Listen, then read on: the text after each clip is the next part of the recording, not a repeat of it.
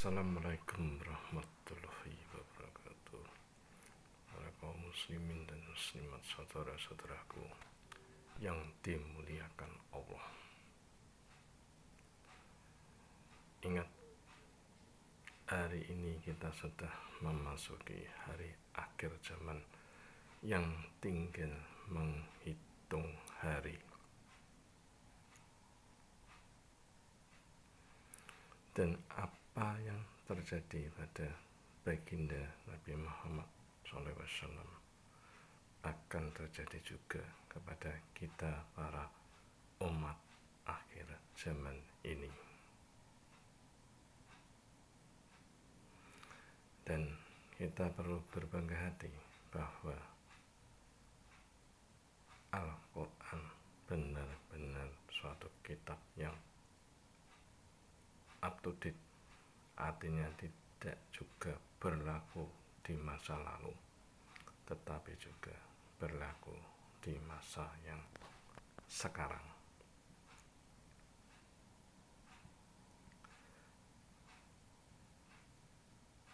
Hal ini bisa kita lihat dari surat Al-Baqarah, di mana pada ayat yang pertama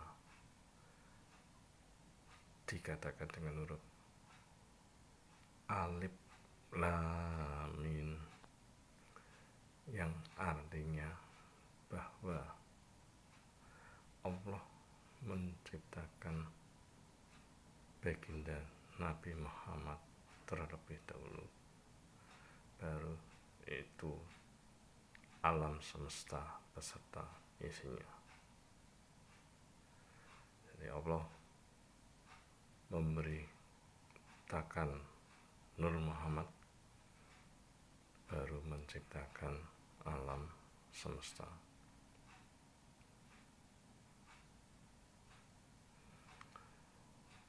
Baginda Muhammad diberi pengetahuan oleh Allah tentang berbagai ilmu, tentang kitab-kitab yang ada di alam semesta ini. Dan Allah memuliakan baginda Nabi Muhammad dengan bersolawat kepada baginda Nabi Muhammad SAW, sehingga alam semesta pun juga bersolawat kepada baginda Nabi Muhammad SAW.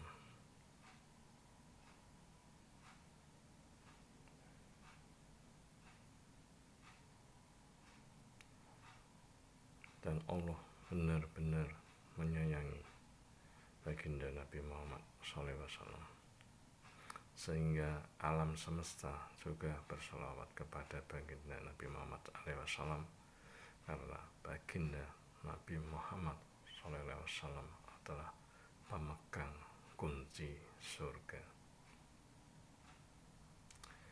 Dan saat ini satu persatu di surat Al-Baqarah itu sudah terjadi tanpa kita sadari. Dan memasuki tahun 2025 ini, surat Al-Baqarah sudah sampai di ayat yang ke-155. Di sana dikatakan bahwa akan kami berikan cobaan kepadamu berupa ketakutan, kelaparan, kurangnya harta benda dan jiwa.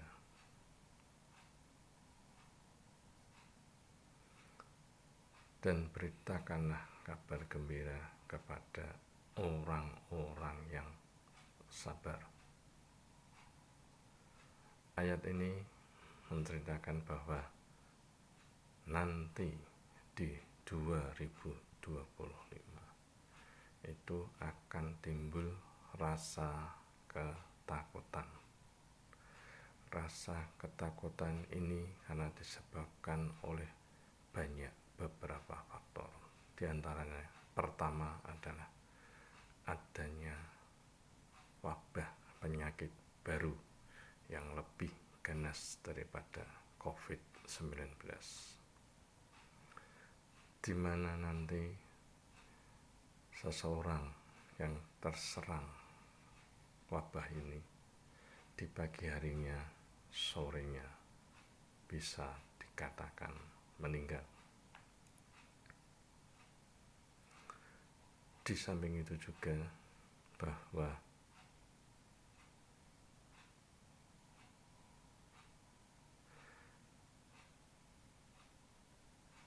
kelaparan disebabkan karena naiknya harga barang dan turunnya nilai mata uang, sehingga hal ini nanti akan menyebabkan kepanikan ataupun kerusuhan yang luar biasa, karena daya beli masyarakat menjadi turun dan banyak orang nantinya yang menderita karena tidak bisa tercukupi kebutuhan pangannya.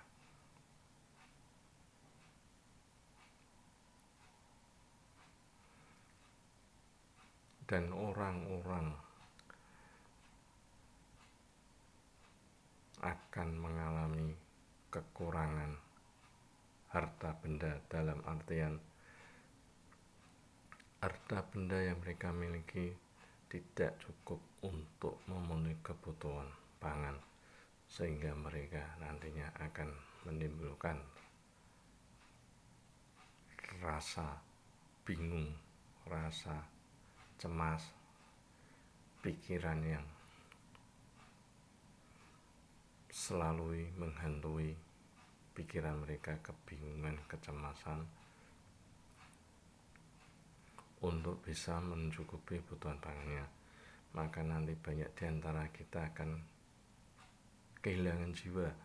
Kehilangan jiwa di sini nanti dapat diartikan bahwa banyak terjadi kematian yang disebabkan oleh wabah penyakit, lalu kebingungan karena berbagai masalah yang menghimpit baik secara ekonomi. Banyak orang nanti yang akan bunuh diri, dan juga kehilangan kekurangan buah-buahan yang dapat diartikan bahwa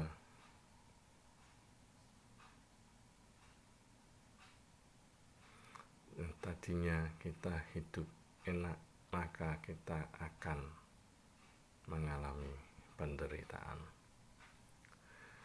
Untuk itu,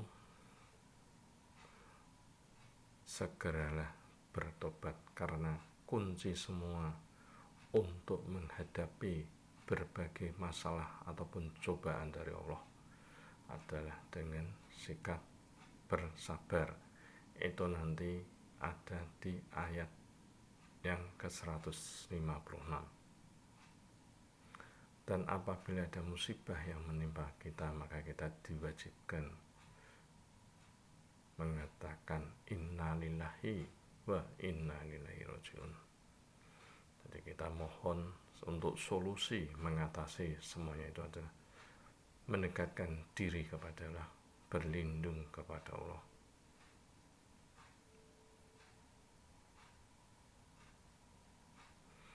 Dan juga kita selalu mengingat nama-nama Allah, bahwa penderitaan nanti yang kita alami di 2025 tidak seberat dengan penderitaan para kaum muslimin dan muslimat di seluruh dunia yang ditempa peperangan. Mereka berperang menghadapi musuh-musuh mereka. Mereka juga mengalami hal yang sama, tapi mereka bisa bertahan hidup dengan membaca sholawat kepada baginda Nabi Muhammad SAW, dan juga selalu mengingat nama Allah. dengan memasukkan nama la ilaha illallah di kalbu ataupun di hati kita. Itulah nantinya makanan yang akan kita makan setiap harinya untuk selalu mengingat kepada Allah, sehingga kita tidak terpengaruh oleh hal-hal buruk, sebab fitnah Dajjal ini nanti akan merajalela di 2025 yang akan menutup pikiran kita, hati kita, sehingga kita mudah berbuat hal-hal yang di luar nalar, dan kita mudah terprovokasi, mudah marah, mudah tersinggungan. Untuk mengatasi itu semua, sekali lagi saya ingatkan untuk bertakwa, berlindung kepada Allah Subhanahu wa Ta'ala. Ingat, Nabi Yunus di dalam perut ikan, beliau tetap masih hidup meskipun tidak dalam kelaparan dan juga dalam kegelapan.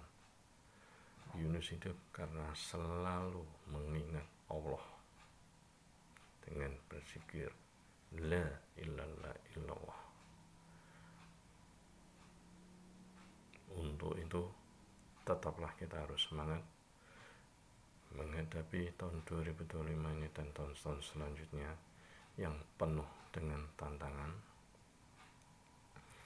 Dan insya Allah apabila kita selalu berlindung pada Allah, kita juga dijauhkan dari berbagai malapetaka dan juga bencana alam. Wal taufiq wal hidayah. Wassalamualaikum warahmatullahi wabarakatuh.